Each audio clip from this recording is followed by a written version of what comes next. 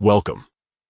Today, I'm going to guide you through the simple steps to set your default inbox type on Gmail using the Gmail app. Whether you want a cleaner look or better organization, setting the default inbox helps you manage your emails more effectively. First, open the Gmail app on your smartphone or tablet.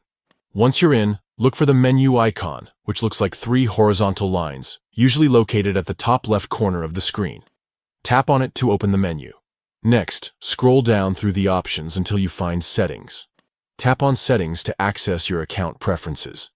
If you have multiple accounts, tap on the specific email account you want to customize. Inside your account settings, look for the option labeled Inbox Type and tap on it. Here, you'll see several inbox layout choices like Important First, Unread First, Starred First, Priority Inbox, and the one we want, Default Inbox. Select Default Inbox to set it as your preferred layout. This inbox type organizes your emails into different tabs such as Primary, Social, Promotions, and Updates, helping you keep your messages neatly categorized and easy to find. Once you've chosen the default inbox, the app will automatically apply this setting.